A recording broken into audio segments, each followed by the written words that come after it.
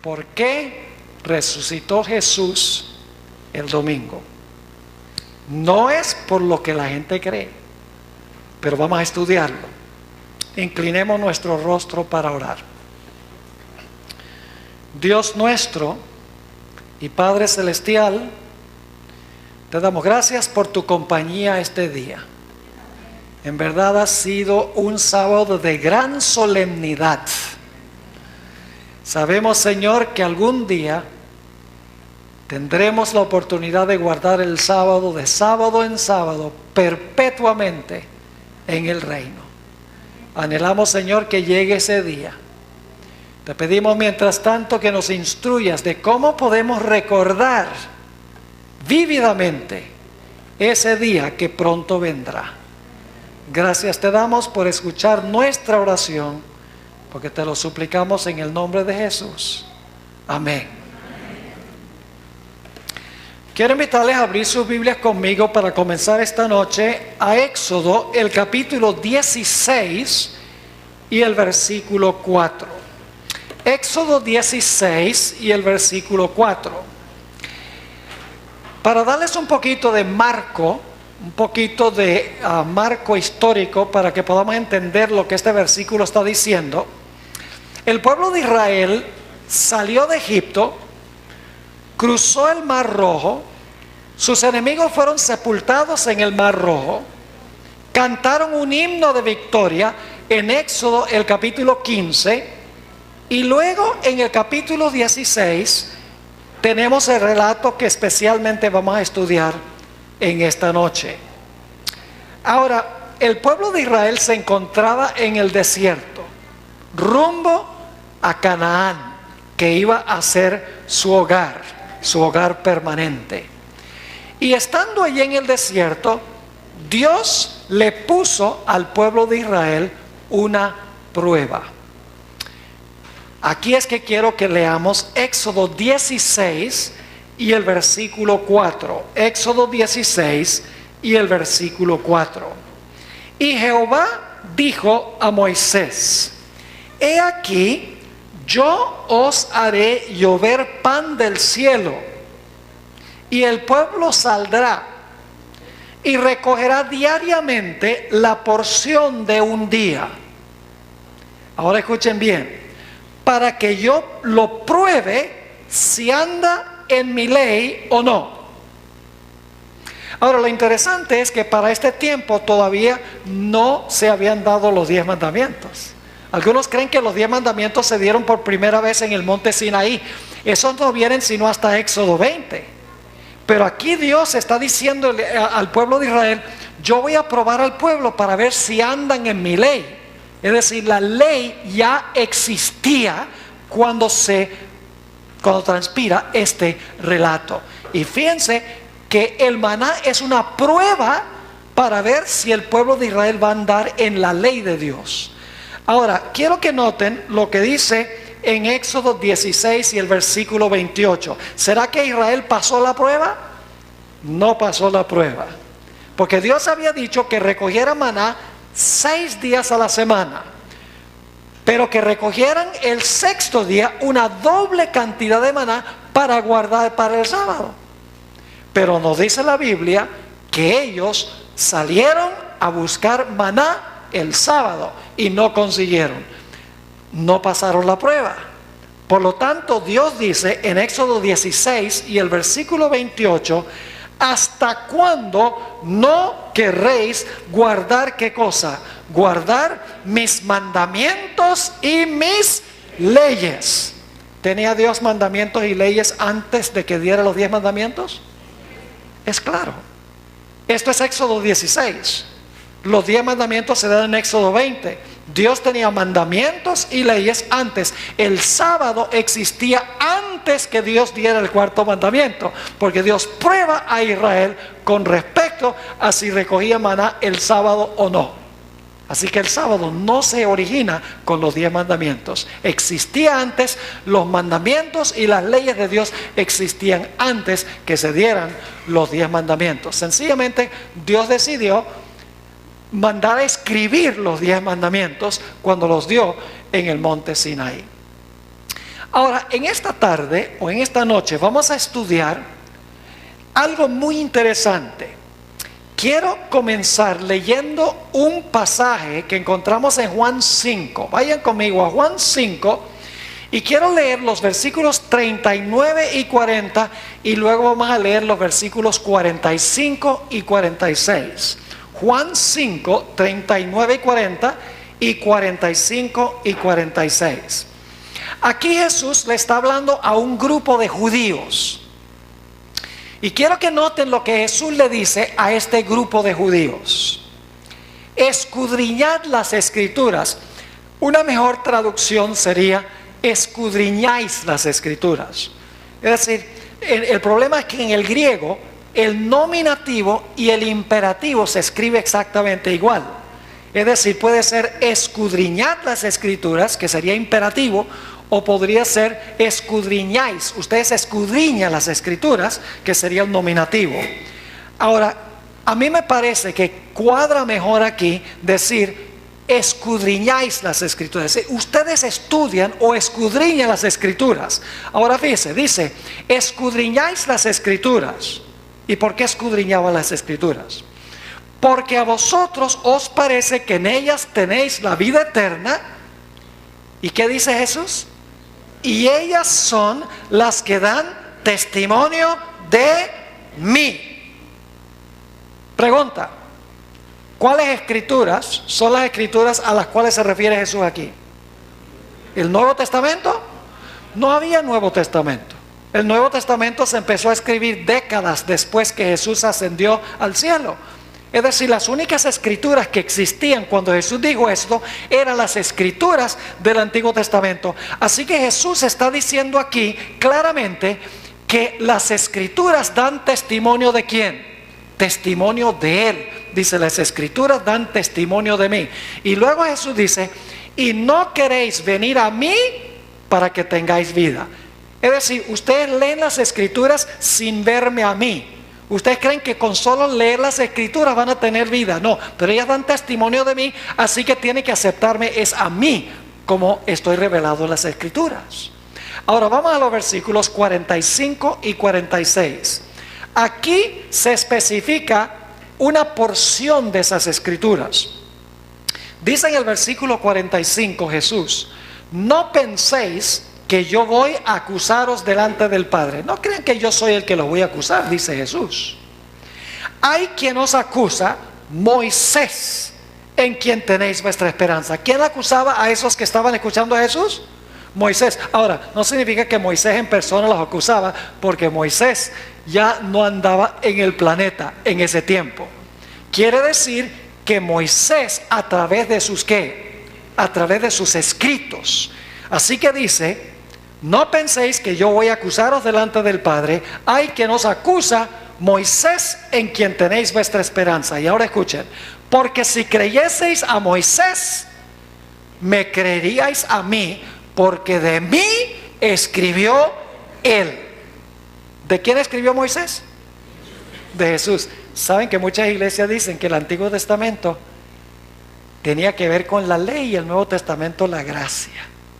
Que en el Antiguo Testamento tenía que ver con Moisés y los judíos, en el Nuevo Testamento tiene que ver con gracia y con el Señor Jesucristo.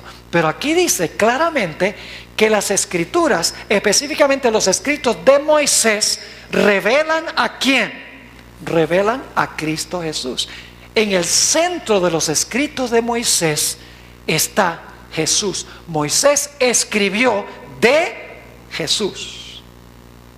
Ahora, esta tarde queremos estudiar especialmente un versículo de los escritos de Moisés, para ver cómo apunta ese versículo a Jesús, porque ya vimos que Moisés escribe en cuanto a Jesús. Así que vamos a estudiar este versículo para ver cómo este versículo en el Antiguo Testamento, en los escritos de Moisés, apuntaba hacia Jesús. Me refiero a Deuteronomio, el capítulo 8 y el versículo 3. Deuteronomio, el capítulo 8 y el versículo 3. Es el versículo central que queremos estudiar, aunque vamos a comparar otros que se relacionan con este. Aquí Dios a través de Moisés, está relatando la experiencia del maná varios años después. Y quiero que noten lo que le dice Moisés al pueblo de Israel. Dice, y te afligió, y te hizo tener hambre, y te sustentó con maná, comida que no conocías tú, ni tus padres la habían conocido. Así que Moisés dice, Dios los sustentó a ustedes con maná. Ahora, ¿por qué dio Dios el maná? ¿Será que Dios dio el maná nada más para que la gente pudiera fortalecerse físicamente? ¿Será nada más porque el maná tenía vitaminas, minerales, carbohidratos y proteínas y para alimentar el cuerpo fisiológico? No, esa no fue la razón principal por la cual Dios dio el maná. Es una razón, pero el maná literal era alimento espiritual. Dios quería que enseñar una lección espiritual a través del maná, más allá de lo material. Ahora, ¿qué quería enseñar Dios? La última parte del versículo dice, y te afligió y te hizo tener hambre, y te sustentó con maná, comida que no conocías tú, ni tus padres la habían conocido. Ahora viene la lección, para hacerte saber que no solo de qué, de pan vivirá el hombre, mas de todo lo que sale de la boca de Dios vivirá el hombre. ¿Qué representa el maná? El maná representa la palabra de Dios.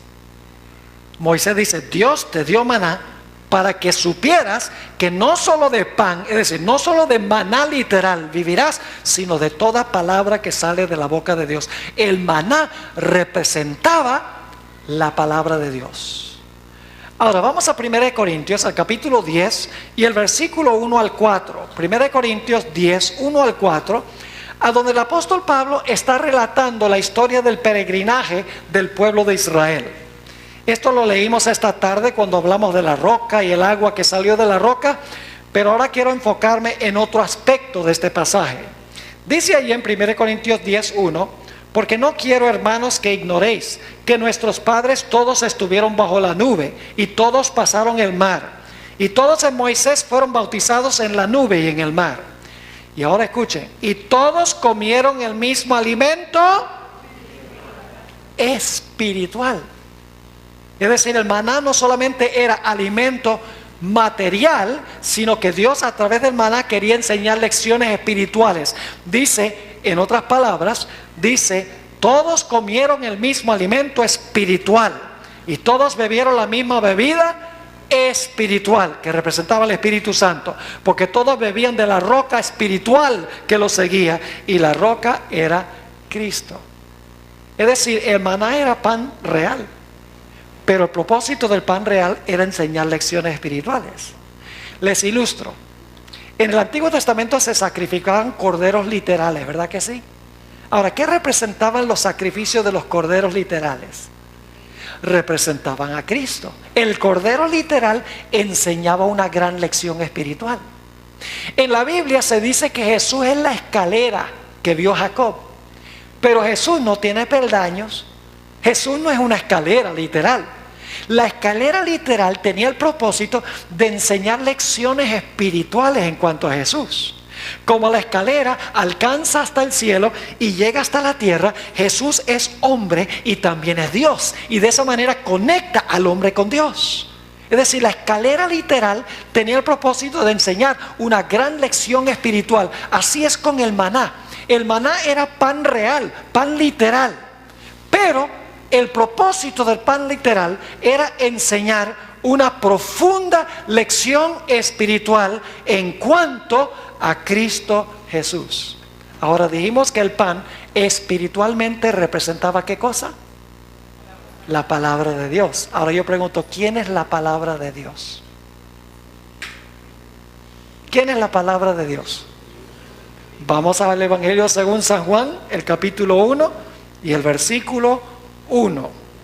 San Juan, el capítulo 1 y el versículo 1. Un texto muy bien conocido. Dice, en el principio era el verbo. Tal vez no es la mejor traducción, porque en realidad la palabra logos es la palabra que significa ¿qué? La palabra, exactamente. Es decir, en el principio era la palabra, y la palabra era con Dios, y la palabra era Dios. Entonces yo pregunto, ¿quién es la palabra? Es el verbo. Ahora, ¿quién es ese verbo? El verbo es Cristo. Porque en el versículo 14 dice, aquel verbo llegó a ser carne y habitó entre nosotros. Es decir, Jesús es la palabra de Dios. El maná espiritualmente representaba a la palabra de Dios, y la palabra de Dios es Cristo Jesús. Ahora quiero leerles una cita muy interesante del Espíritu de Profecía.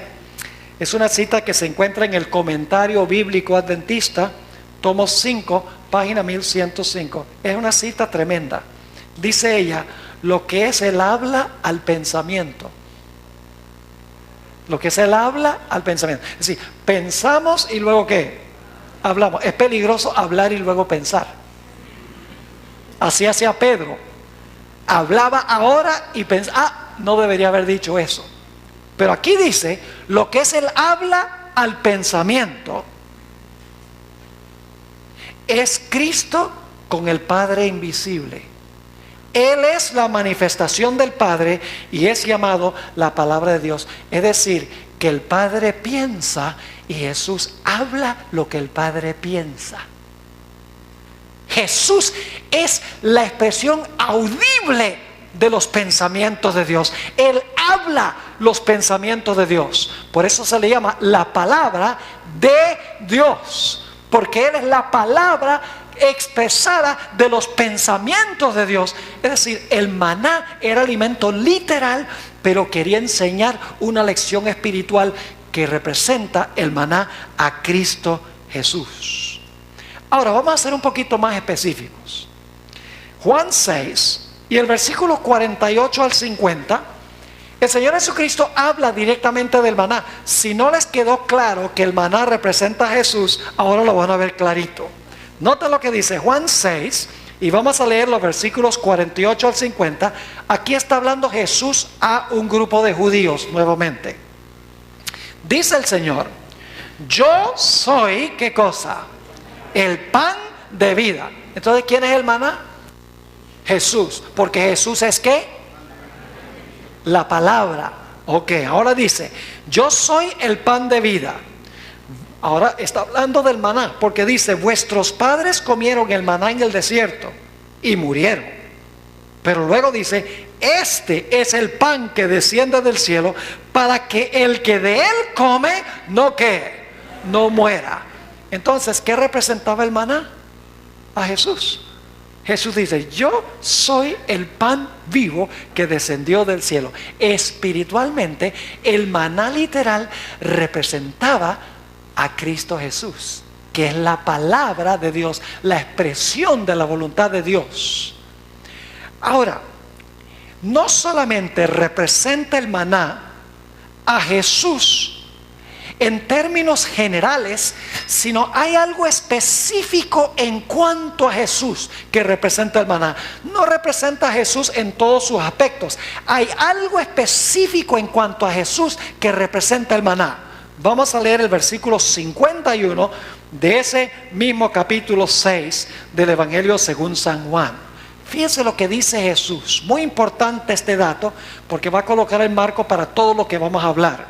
Dice Jesús, yo soy el pan vivo que descendió del cielo. Si alguno comiere de este pan, vivirá para siempre. Y el pan que yo daré, ahora viene la parte clave, el pan que yo daré es ¿qué cosa? Mi carne, la cual yo daré por la vida del mundo. ¿Qué representa específicamente el maná? Su carne.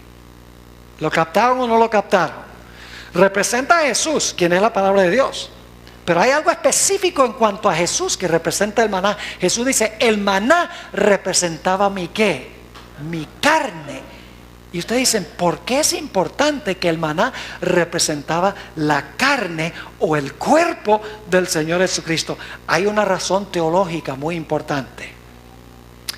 Ahora, para entender plenamente esto, tenemos que regresar al capítulo a donde se habla del maná. Éxodo, el capítulo 16. Ahora, hay algo interesante. ¿Saben lo que significa la palabra maná? La palabra maná significa ¿qué es esto? ¿Y por qué le pusieron nombre qué es esto? Sencillamente porque cuando cayó del cielo y salieron y vieron, nunca habían visto eso, dice, maná, maná, ¿qué es esto? ¿Qué es esto? Y así quedó nombrado maná. Ahora, es interesante notar que el maná debían recogerlo ¿cuántos días a la semana? Debían recogerlo 6 días a la semana. ¿Qué pasaba si se recogía el maná, digamos, de miércoles para jueves? Pasaban 2 cosas. Criaba gusanos y hedía. Vamos a leerlo. Éxodo 16 y el versículo 19 y 20. Éxodo 16 y el versículo 19 y el versículo 20. Y les dijo Moisés, ninguno deje nada de ello para mañana. Este es uno de los días de semana. Dice, mas ellos no obedecieron a Moisés, sino que algunos dejaron de ello para otro día. Y ahora escuche lo que sucedió. Y crió ¿qué? Gusanos y hedió. Y se enojó contra ellos Moisés. ¿Qué 2 cosas pasaban con el maná cuando se dejaba de un día para otro que no fuera viernes para sábado? Criaba gusanos y hedía. Yo pregunto, ¿era este pan común y corriente? No, era un pan distinto. Yo pregunto, si ustedes van a un supermercado y compran un pan, y digamos lo compran hoy, pero no lo abren hoy, sino que lo abren mañana, cuando lo abren mañana está lleno de gusanos y hiede. ¿Sí o no? No. Bueno, supongamos entonces que dejan el pan una semana sin abrirlo. Y después de una semana abren el paquete y está el paquete lleno de gusanos y hiede. Tampoco. Se puede poner mohoso, pero no hiede ni cría gusanos. Yo pregunto, ¿qué es lo que hiede y cría gusanos? Un cadáver en proceso de descomposición. ¿Es así o no es así? ¿Y qué representa el maná? La carne de Cristo. Ahora, ¿qué sucedía cuando se recogía el maná el viernes para el sábado? Vamos a leerlo. Éxodo 16 y el versículo 23 y 24. Éxodo 16, 23 y 24. Fíjense que cuando se recogía el viernes para el sábado, no criaba gusanos ni hedía. Estaba tan fresco el sábado como había estado el viernes. Dice así, y él les dijo, esto es lo que ha dicho Jehová. Mañana es el santo día de reposo, el reposo consagrado a los judíos. Muy bien, ha sido un largo día. Quería ver si están despiertos. Dice, el sábado consagrado ¿a quién? A Jehová. Lo que habéis de cocer, cocedlo hoy. Y lo que habéis de cocinar, cocinadlo. Y todo lo que os sobrare, guardadlo para mañana. Es decir, guarden el maná para el sábado. Noten el versículo 24. Y ellos lo guardaron hasta la mañana, según lo que Moisés había mandado, y no se agusanó ni hedió. Qué cosa tan rara lo que hace Dios. Un día para otro, cualquier día de la semana, gusanos y hiede. Pero cuando se recoge el viernes para el sábado, tan fresco el sábado como el viernes, no cría gusanos ni hiede. ¿Qué quiso enseñar Dios con esto? Escuchen bien. Nosotros los adventistas hemos siempre enseñado que Dios quiso enseñar la observancia del sábado con lo que está en Éxodo 16. Y eso es cierto. Pero ¿sabe lo que hemos perdido? Hemos perdido de vista la razón mesiánica por la cual se debe guardar el sábado. Es decir, nos enseña así, que el sábado no debemos buscar el pan, porque el sábado es el día de reposo.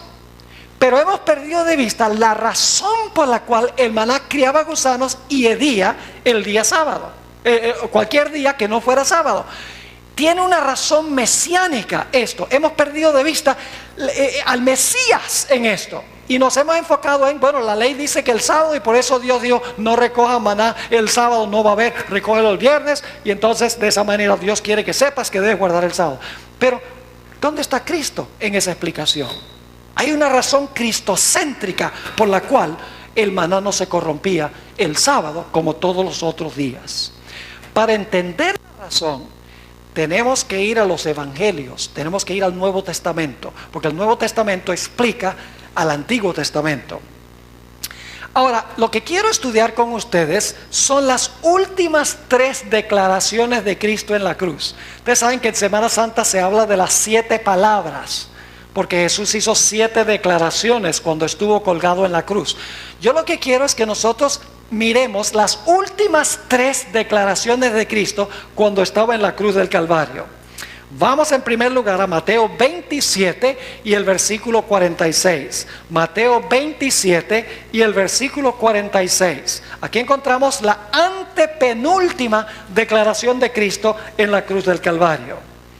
Dice allí, y nos da un dato cronológico muy importante, dice cerca de la hora novena. ¿Era la hora novena todavía? No, cerca de la hora novena. No había llegado la hora novena todavía. Y ustedes dicen, ¿cuándo es eso? Hora novena. Bueno, nosotros estamos acostumbrados a calcular el tiempo las 6, las 9, las 12, las 3 y las 6.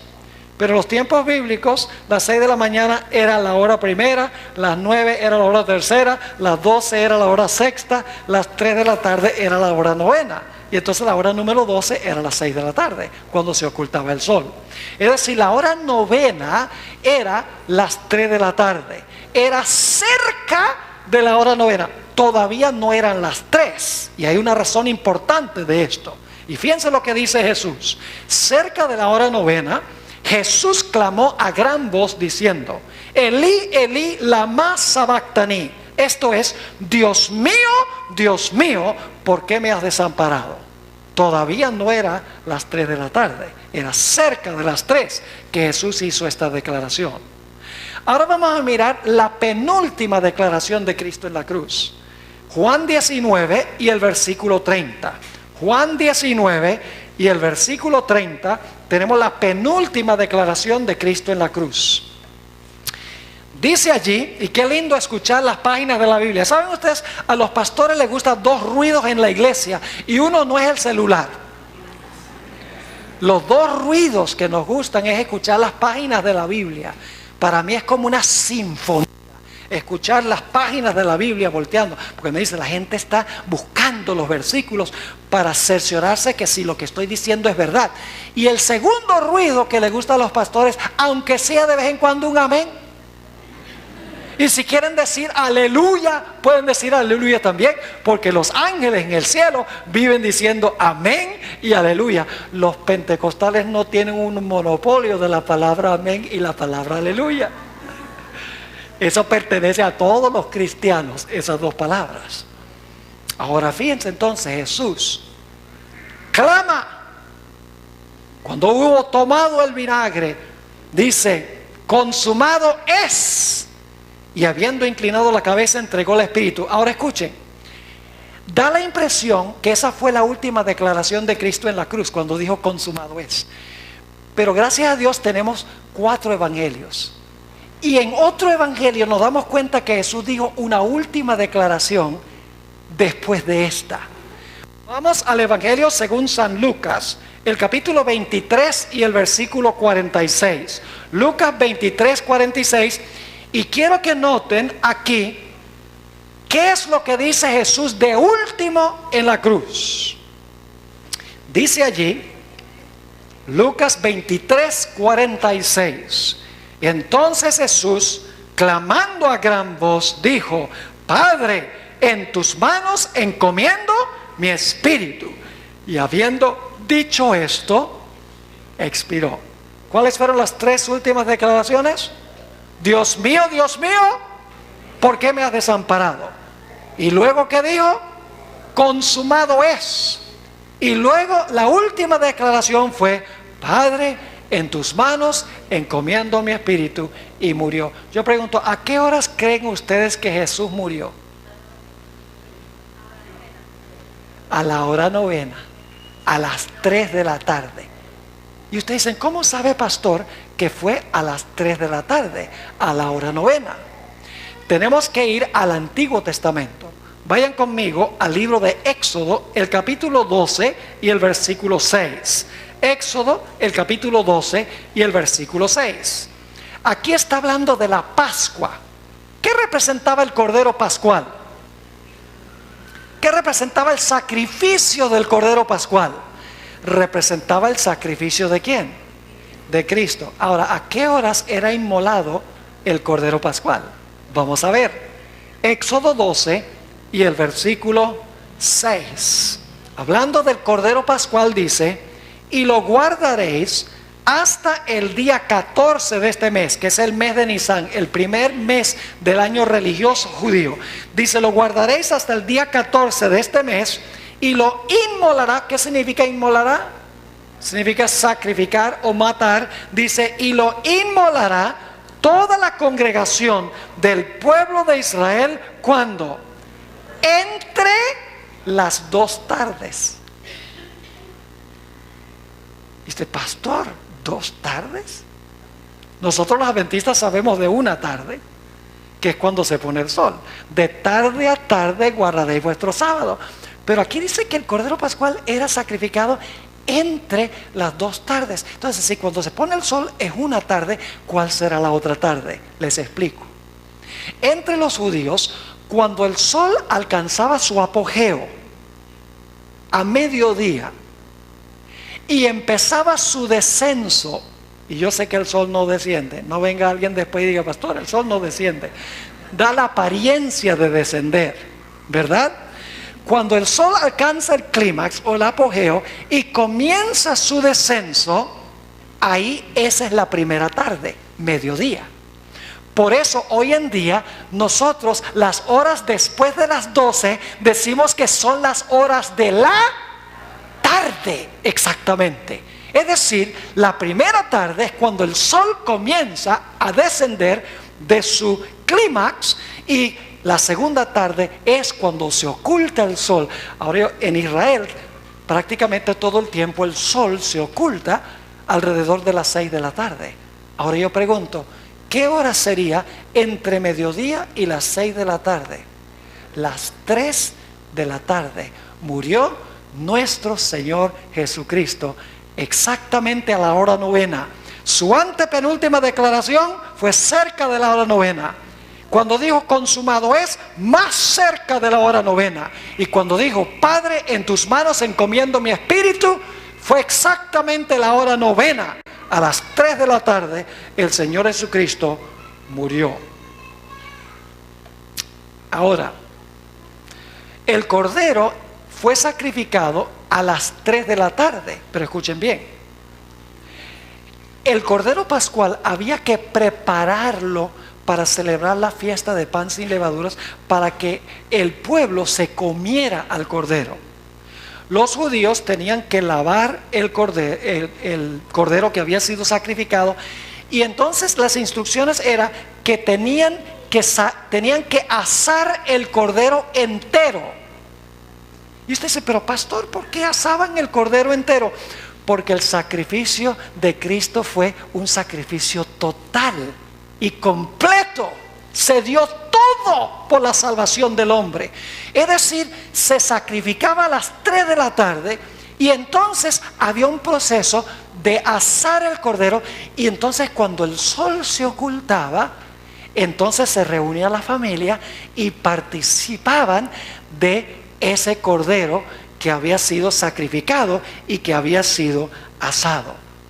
Ahora, el Señor Jesucristo murió a las 3 de la tarde, pero yo pregunto, ¿fue necesario hacer mucho para prepararlo para la sepultura? Claro que sí. Déjenme explicarles todo lo que tuvo que suceder con Jesús en preparación para su sepultura. Porque en la sepultura de Jesús vamos a encontrar que es lo que representa el pan sin levadura, es la sepultura del Señor Jesucristo. Y en unos momentos le voy a explicar por qué razón. Ahora, A Jesús primero tuvieron que ir a pedir el cuerpo de Jesús a José de Arimatea. Eso hubiera tomado tiempo. Luego era necesario bajar el cuerpo del Señor Jesucristo. Luego hubiera sido necesario lavar el cuerpo del Señor Jesucristo.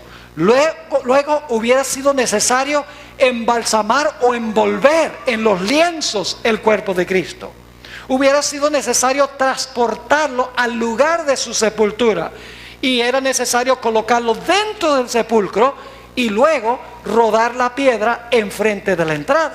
Eso hubiera tomado un tiempo considerable. Es decir, que entre el tiempo cuando Jesús murió a las 3 de la tarde y cuando finalmente se ocultó el sol y se comía el cordero pascual y se empezaba a celebrar la fiesta de pan sin levadura, fue necesario hacer muchas cosas para preparar a Jesús para la sepultura. ¿Me están entendiendo lo que estoy diciendo? Pero yo pregunto, cuando el sol se ocultó, ¿el Señor Jesucristo estaba descansando en el sepulcro? Sí, Señor. Recuerdan que en los evangelios dice que los judíos sintieron que era urgente bajar a Cristo de la cruz y tenerlo sepultado antes que comenzara el sábado. Es decir, que prepararon a Jesús como se preparaba el Cordero Pascual para celebrar la fiesta de pan sin levadura. Prepararon a Jesús para su sepultura, que es lo que es representado por la fiesta de pan sin levadura. Pero antes que comenzara el sábado, Jesús estaba en el sepulcro. Ahora vamos a estudiar la secuencia de los días para que tengan esto claro. Vayan conmigo a Lucas 23 y el versículo 54 hasta el versículo 56. Lucas 23, 54 hasta el versículo 56. Quiero que noten la secuencia de días entre cuando Jesús murió, cuando Jesús fue sepultado y cuando Jesús resucitó. Es muy importante esto. Dice en Lucas 23, 54 lo siguiente: era día de la preparación y estaba para comenzar el día de reposo. ¿Qué día murió Jesús? Era el día de preparación y estaba por comenzar, ¿qué cosa? El sábado. Quiere decir que Jesús murió ¿cuándo? Un viernes. ¿A qué horas? A las 3 de la tarde. ¿Cuándo se preparó el cuerpo de Jesús para la sepultura? Por un periodo de 3 horas antes de que se ocultara ¿qué? El sol. Ahora sigamos leyendo. Dice allí: era el día de preparación y estaba para comenzar el día de reposo. Y las mujeres que habían venido con él desde Galilea siguieron también y vieron el sepulcro y cómo fue puesto su cuerpo. ¿Cuándo fue puesto su cuerpo en el sepulcro? El viernes. Todavía estamos hablando aquí de viernes. Dice, vieron el sepulcro y cómo fue puesto su cuerpo. Y ahora fíjense lo que dice: y vueltas prepararon especies aromáticas y ungüentos y descansaron el domingo conforme al mandamiento. Ah, muy bien, dice, reposaron el sábado conforme al mandamiento. Entonces, ¿qué día fue que Jesús reposó en el sepulcro? El sábado. ¿Y qué estaban haciendo las mujeres fuera del sepulcro? Y también los discípulos, aunque la Biblia no lo dice directamente. Siendo judíos se entendía qué estaban haciendo. ¿Qué estaban haciendo los que estaban fuera del sepulcro? Estaban reposando también. Jesús reposaba adentro, mientras que los que estaban afuera estaban reposando el sábado también. Ahora, ¿cuánto tiempo permaneció Jesús en el sepulcro? ¿Permaneció Jesús en el sepulcro todo el día sábado? Reposó todo el día sábado. Es el único día que reposó completo, porque el día de su muerte fue un día parcial. El día de su resurrección fue un día parcial. Pero el cuerpo de Jesús en el sepulcro reposó las 24 horas en el sepulcro, mientras sus seguidores estaban reposando afuera del sepulcro. Y luego yo pregunto, ¿qué día resucitó Jesús? Dice claramente que resucitó muy temprano, el primer día de la semana. ¿Tiene la cronología clara? Viernes muere, lo preparan durante las 3 horas, cuando se pone el sol está sepultado. Los discípulos entonces comen la Pascua y empieza el pan sin levadura. Y fíjense, ¿saben por qué era importante el pan sin levadura? La levadura hace dañar más rápido el pan. ¿Es así o no es así? Cuando el pan tiene levadura le sale moho, pero cuando no tiene levadura dura muchísimo tiempo, se pondrá duro. Pero muy difícil que se ponga mohoso. El pan sin levadura representa el reposo del cuerpo del Señor Jesucristo en el sepulcro. No tenía levadura de pecado. ¿Están conmigo o no están conmigo? Así que Jesús reposó en el sepulcro todo el día sábado. Ahora yo pregunto, ¿cómo creen ustedes que fue el reposo de las mujeres ese sábado? Estaban contentas y alegres. Estaban con eso. ¿Recuerdan que estudiamos eso? Lo que significa, ¿sabes? Estaban felices ese día sábado. Los discípulos estaban cantando con gozo el sábado, ¿sí o no? ¿Qué va? El día más triste de su vida fue ese sábado. Porque su maestro estaba ¿qué? Estaba muerto. Ese sábado fue un día triste. Y yo hablaba una vez con una persona que es observadora del domingo y me decía, ¿sabe? Nosotros, los que pertenecemos a esta iglesia, nosotros guardamos el día feliz y ustedes guardan el día triste. Y le digo yo, ¿y cómo que el día feliz y el día dice sí? Dice sí, porque el sábado estaban los discípulos tristes, pero el domingo estaban felices porque Jesús había resucitado.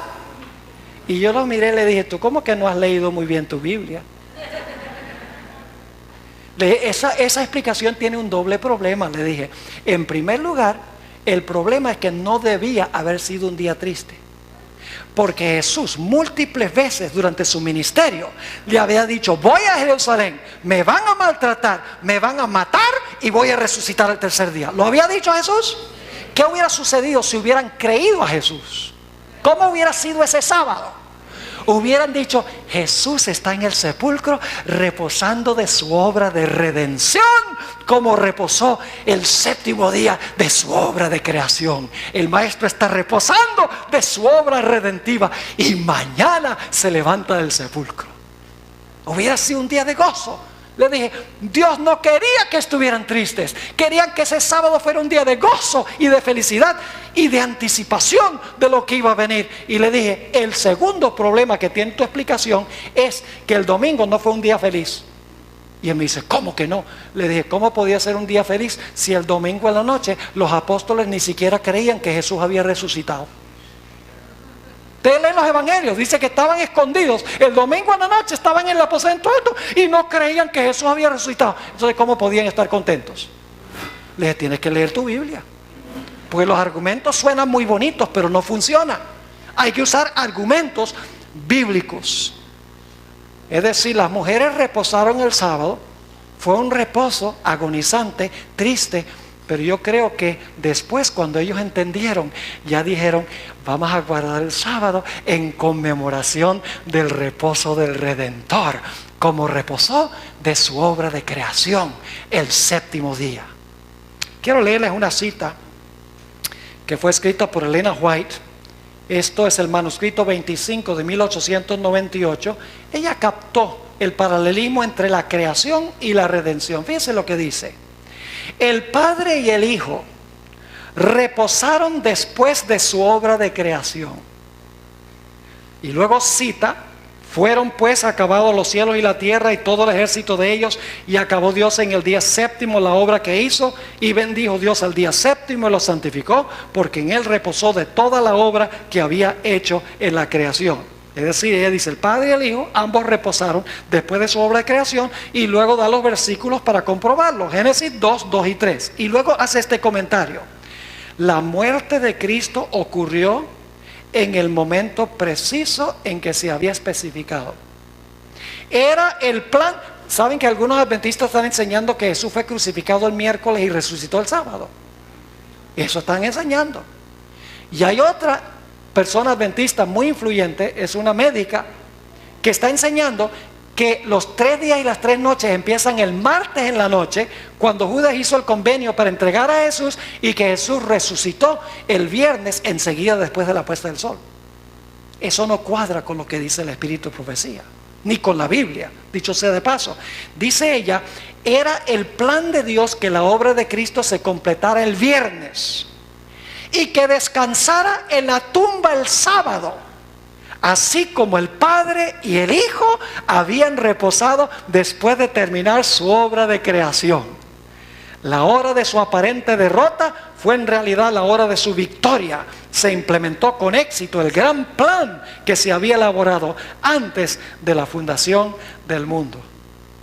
Es decir, Jesús hizo en la redención lo que hizo en la creación. En la creación hizo la obra y reposó el séptimo día. En la redención, Jesús un sexto día terminó su obra de creación, de redención, cuando dijo consumado es, que significa se terminó. Y luego, después de decir el sexto día se terminó, reposó en el sepulcro las 24 horas de su obra de redención. Es decir, el sábado es señal del Creador y es señal también del Redentor. Ahora usted dice, ¿a dónde dejamos el asunto del maná? Bueno, ahora vamos otra vez al maná, porque necesitamos todo este trasfondo para entender por qué el maná no se corrompía cuando se recogía del viernes para el sábado. Ahora estamos listos. Vamos a Juan 6, 51 otra vez. Juan, el capítulo 6 y el versículo 51. Esto ya lo leímos, pero quiero leerlo otra vez porque tiene el detalle crucial para lo que vamos a estudiar en los próximos minutos. Dice allí, en Juan 6, 51, Jesús está hablando: yo soy el pan vivo que descendió del cielo. Si alguno comiere de este pan, vivirá para siempre, y el pan que yo daré es, ¿qué cosa? Es mi carne, la cual yo daré por la vida del mundo. ¿Qué representaba el maná? La carne de Cristo. ¿De acuerdo? Ahora saben, yo quiero que notemos una profecía mesiánica del libro de los Salmos. Vayan conmigo al Salmo 16 y el versículo 8 al 10. Salmo 16 y el versículo 8 al 10. Y lo voy a leer de la Nueva Versión Internacional, que creo que es una versión más fidedigna al original. Salmo 16 y el versículo 8 hasta el versículo 10. Aquí David está escribiendo 1000 años antes que Jesús venga. Proféticamente está escribiendo lo que va a decir Jesús cuando iba a morir. Ahora escuchen lo que dice el Salmo 16 y el versículo 8. Aquí está hablando Jesús proféticamente de lo que él iba a decir cuando estaba a punto de morir. Dice: a Jehová he puesto siempre delante de mí, porque está a mi diestra, no seré conmovido. Se alegró por tanto mi corazón y se gozó mi alma. Ahora escuchen: mi carne también, ¿qué? Reposará confiadamente. ¿Qué iba a reposar? La carne iba a reposar. ¿Cómo iba a reposar? ¿Qué día reposó? El sábado. El sábado su carne reposó confiadamente. Ahora, ¿por qué iba a reposar su carne confiadamente? Noten lo que dice el siguiente versículo, el versículo 10. Porque no dejarás mi alma. La palabra alma, la palabra nefesh, significa mi vida. No dejarás mi vida en el Seol. La palabra Seol es el sepulcro. No dejarás mi vida en el sepulcro. Ahora escuchen: ni permitirás que tu santo vea corrupción. Yo pregunto, ¿qué hubiera sucedido con un cuerpo común y corriente si la persona hubiera muerto el viernes a las 3 de la tarde? ¿Qué hubiera sucedido enseguida? Su carne hubiera empezado el proceso de descomposición, que últimamente llevaría a criar gusanos y a ¿qué? Y a heder. Pero aunque Jesús murió a las 3 de la tarde del viernes, su cuerpo, su carne, estaba tan fresca el sábado como había estado cuando murió. porque su cuerpo no iba a haber corrupción, porque él era lo que representaba el maná. Y como el maná no se corrompía el sábado, la carne de Cristo representada por el maná tampoco se corrompió el sábado. ¡Qué tremendo! Hay mucho más de lo que hemos visto en esta historia. Hemos perdido de vista el propósito mesiánico de esta historia. La razón de guardar el sábado es para conmemorar que el cuerpo de Cristo descansó en el sepulcro confiadamente, porque su carne no iba a haber corrupción, no iba a empezar el proceso de criar gusanos y de heder, porque él era lo que el maná representaba. ¿Están entendiendo? Ahora ustedes dicen, bueno, pastor, pero ese es Antiguo Testamento. Pues vamos al Nuevo. Vamos a Hechos, el capítulo 2, a donde el apóstol Pedro cita este versículo. Hechos, el capítulo 2 y el versículo 25 al 27. Si ustedes no creen que David estaba hablando de Jesús, ahora lo van a ver claramente. Hechos 2 y el versículo 25 al 27. Dice aquí, porque David dice de él. ¿David dice de quién? De él, de Jesús. David dice de él, veía al Señor siempre delante de mí. Esto lo está diciendo Pedro. Veía al Señor siempre delante de mí, porque está a mi diestra, no seré conmovido. Por lo cual mi corazón se alegró y se gozó mi lengua, y aún mi carne descansará en esperanza. Es lo mismo que leímos en el Salmo 16, ¿sí o no? Claro que sí. Y luego dice, porque no dejarás mi vida. La palabra vida es el alma, es vida. No me dejas en el Hades, que es el sepulcro, ni permitirás que tu santo vea ¿qué?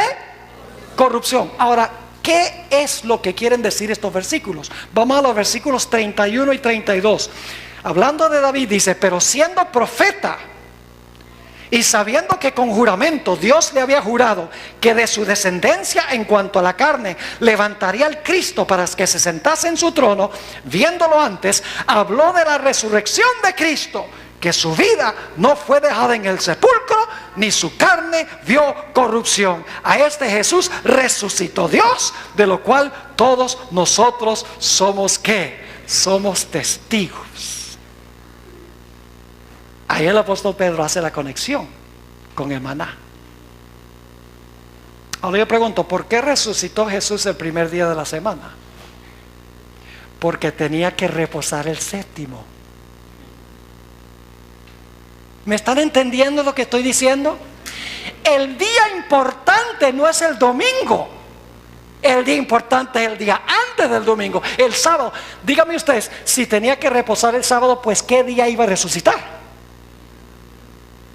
Si tenía que reposar en el sepulcro y su carne no iba a haber corrupción el sábado, pues ¿qué día iba a resucitar? El domingo. Pero no es porque el domingo es santo, sino porque el sábado es santo. El día antes del domingo es el día de enfoque en la historia del maná.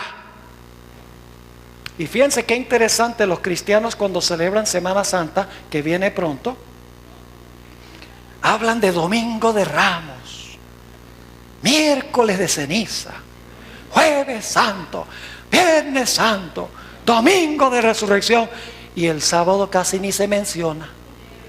Yo sé que se llama sábado de gloria, pero recibe muy poco énfasis, que es el día central en todo este asunto.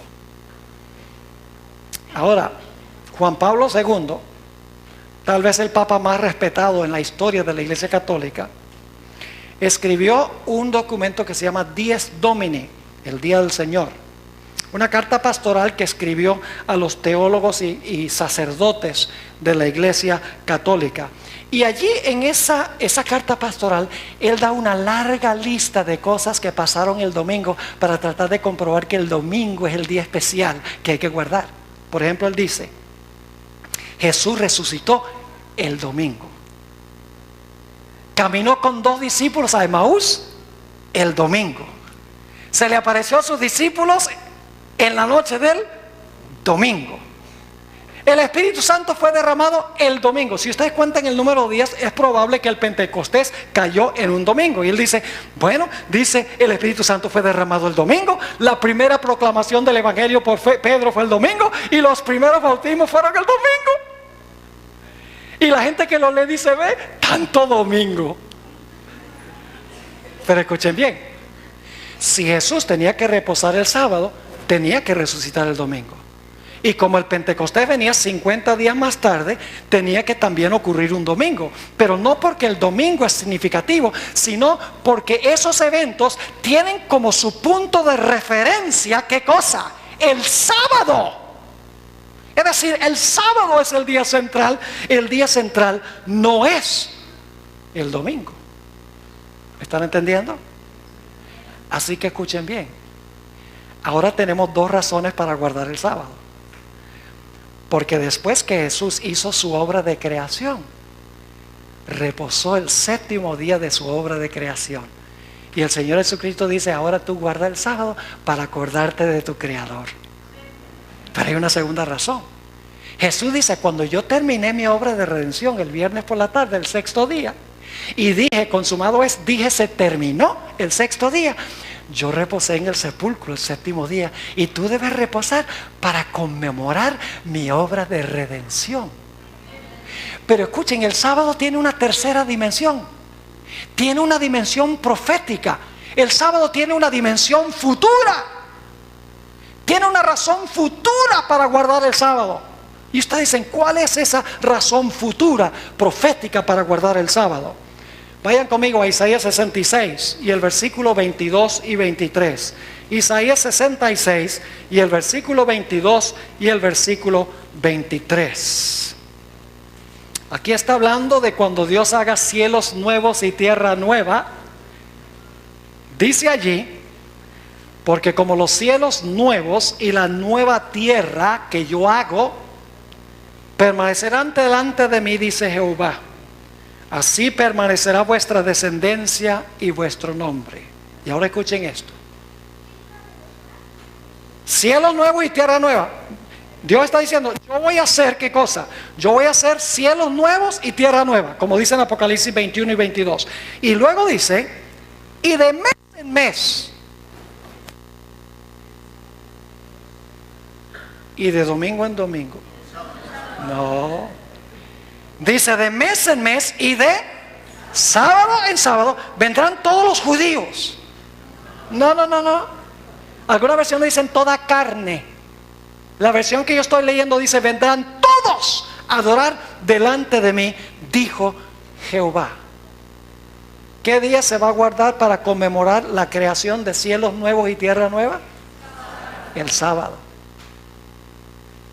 Ahora yo pregunto, ¿en la tierra nueva va a haber meses?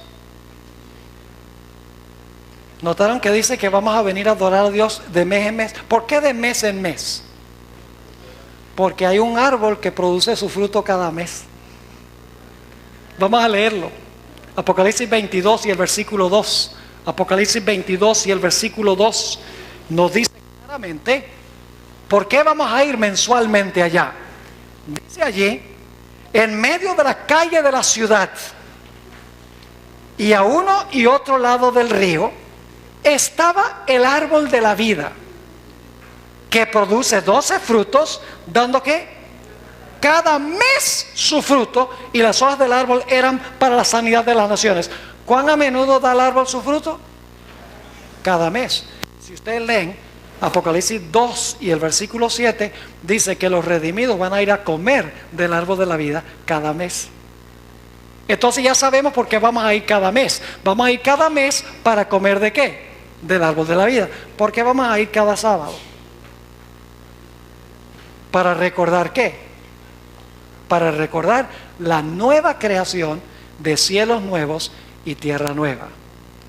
Ahora quiero compartir con ustedes esto. ¿Saben lo que dice Juan Pablo II en su carta pastoral Dies Domini? Él dice que cuando se acabe todo, va a haber un domingo eterno, que vamos a observar eternamente un domingo, dando la impresión de que no va a haber un ciclo semanal, ni va a haber un ciclo mensual, ni va a haber un ciclo anual. Ahora escuche, eso no es bíblico. Porque si la Biblia dice que va a haber meses, tiene que haber años. Y tiene que haber días.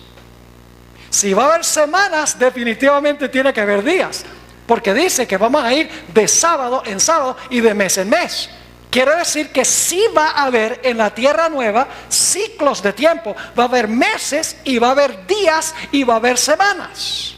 Claramente, según la Biblia, va a haber estas cosas. Pero algunos dicen, pero pastor, ¿acaso la Biblia dice que no va a haber sol ni luna? ¿Cómo puede haber meses sin luna? ¿Cómo puede haber días y semanas sin sol? Lo que pasa es que la gente no lee con cuidado la Biblia. Vamos a buscar ese texto, Apocalipsis 21 y el versículo 23. Apocalipsis 21 y el versículo 23. Y vamos a leerlo con cuidado, no descuidadamente en la superficie. Vamos a leerlo con cuidado. Dice allí, la ciudad.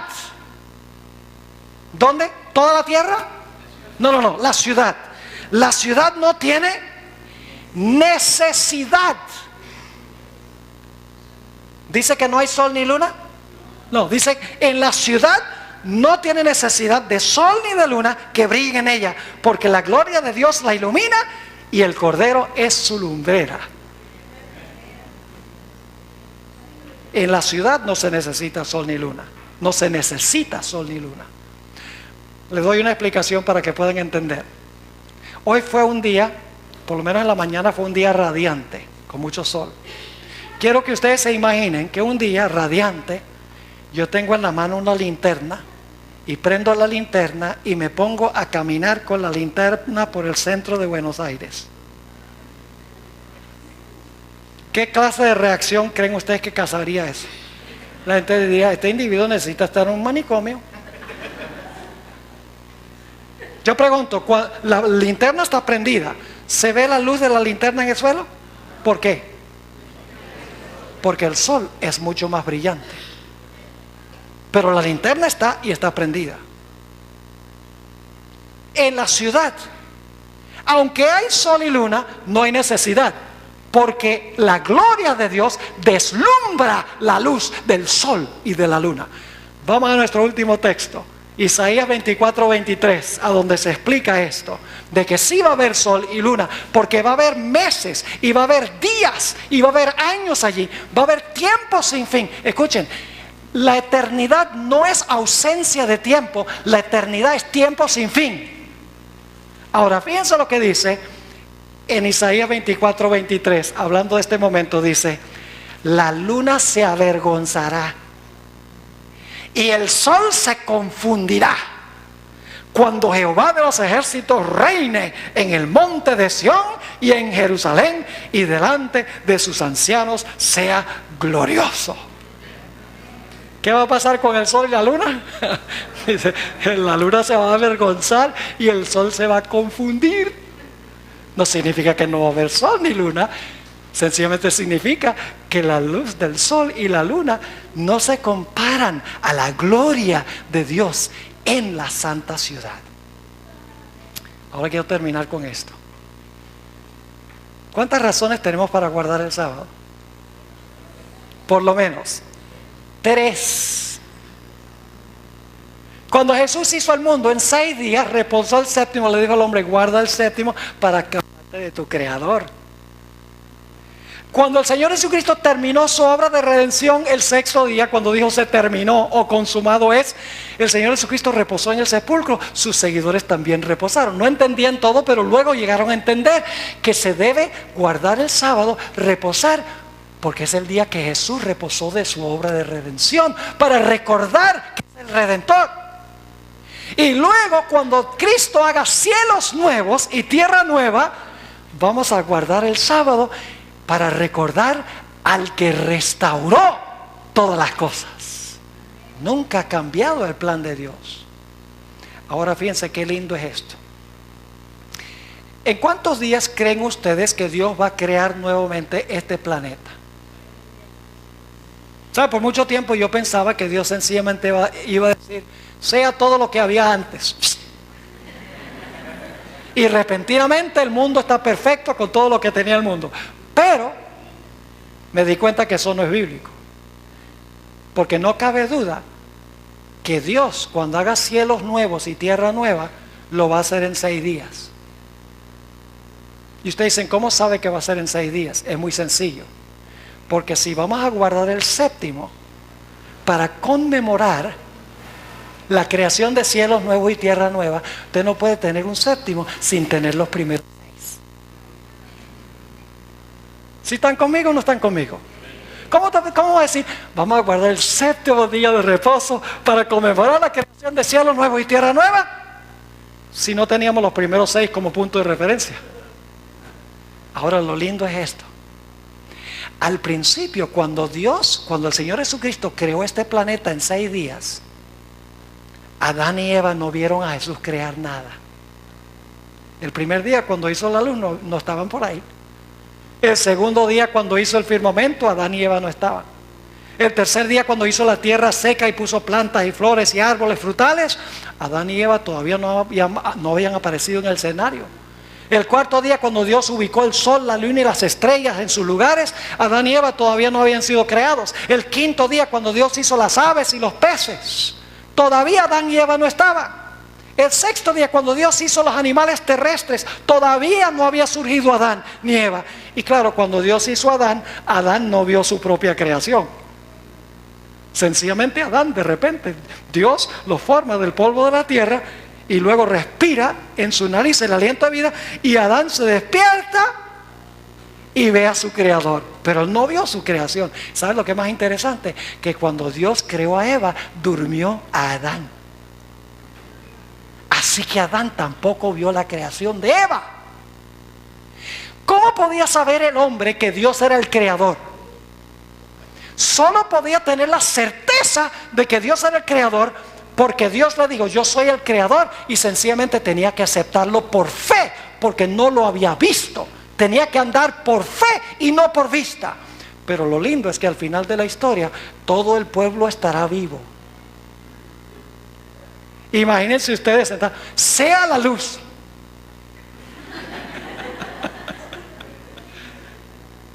sea el firmamento, testigos oculares, que la tierra todo se había secado en la plaga del sol, quemó toda la vegetación. Dios dice que sea el mundo un jardín botánico, y ahí estamos viendo los árboles aparecer y las plantas y las flores.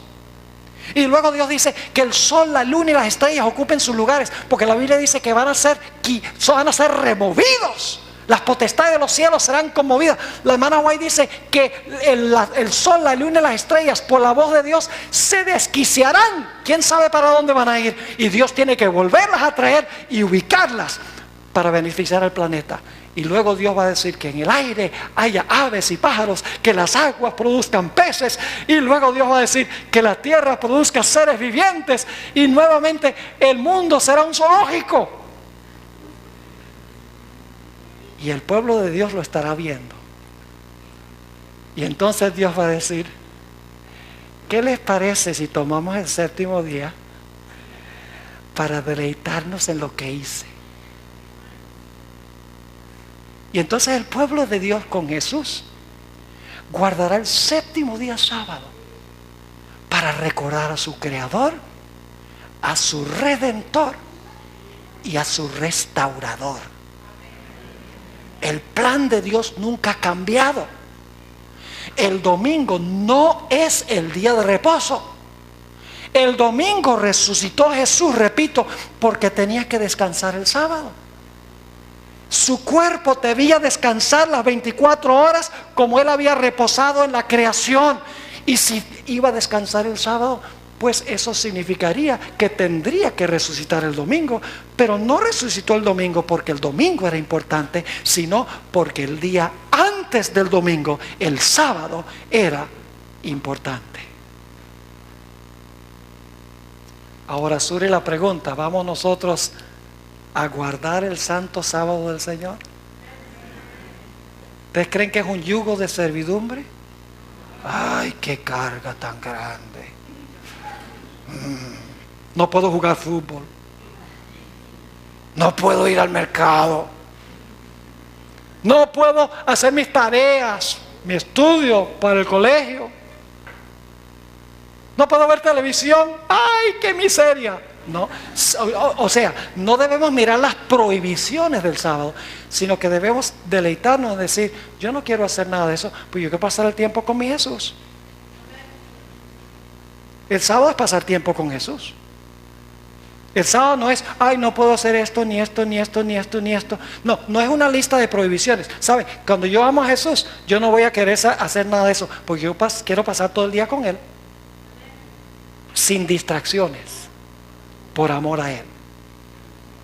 El sábado es una señal de amor. ¿Saben que las relaciones amorosas se construyen con tiempo? Lo más precioso es pasar tiempo juntos.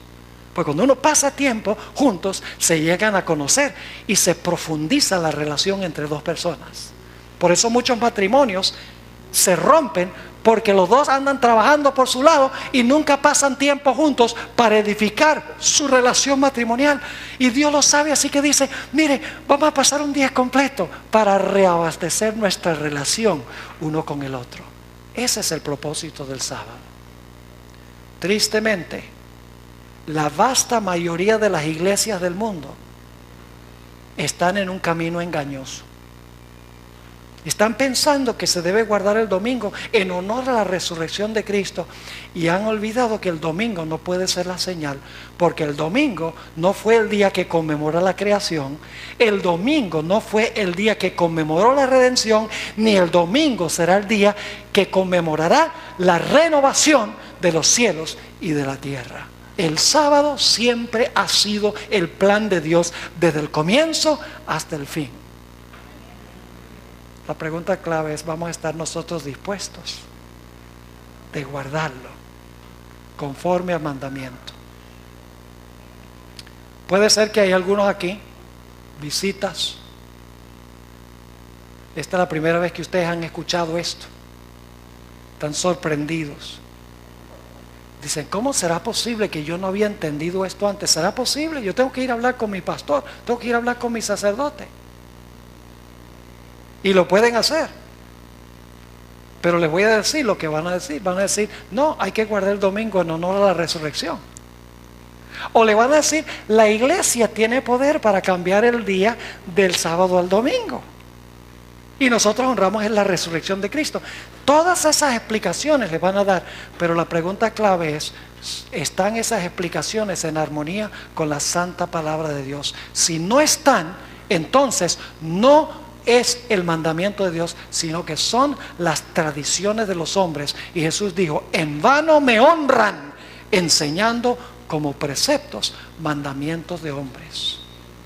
Dios quiera, mis hermanos y hermanas, apreciadas visitas, que nosotros tomemos la decisión que vamos a guardar, por amor a Jesús, su santo día sábado. Quiero preguntar, ¿cuántos de los presentes le gustaría decirle al Señor Jesús, Señor Jesús, por amor a ti, yo quiero guardar tu santo sábado, recordando cuán maravilloso que eres? ¿Quiere colocarse de pie? Si ese es el deseo de su corazón, yo quiero orar por ustedes en esta noche. Gloria a Dios. ¿Quién no va a querer? Oremos. Padre Celestial, hemos estudiado un tema solemne, un tema que demuestra la importancia que tiene tu santo día de reposo. Te damos gracias, Padre, porque no solamente nos diste bienes materiales durante los primeros 6 días, sino que nos das de tu precioso tiempo para que podamos pasar ese tiempo contigo. Te pido, Señor, que nos ayudes, ahora que entramos en una nueva semana, a tener como nuestro enfoque el próximo sábado, que miremos con ansiedad que llegue el momento del sábado para pasar ese tiempo con Jesús. Ayúdanos a guardar tu santo día como tú quieres que lo guardemos, no por obligación, sino porque te amamos tanto. Te pido, Señor, por las visitas que hay en nuestro medio. Esto es sorpresivo, estoy seguro, para ellos, si no lo han oído antes. Te ruego, Señor, que tu Santo Espíritu hable a su conciencia, hable a su mente y su corazón, y que a pesar de los posibles obstáculos, familia, lo que diga la iglesia, lo que diga el ministro, el trabajo, que tengan la valentía de decirle sí al Señor Jesucristo. Por tu gracia yo voy a guardar el sábado y dejar las consecuencias en tus manos. Gracias, Padre, por habernos acompañado y gracias por escuchar esta oración, porque te lo pedimos en el nombre de Jesús. Amén. Amén. He dicho.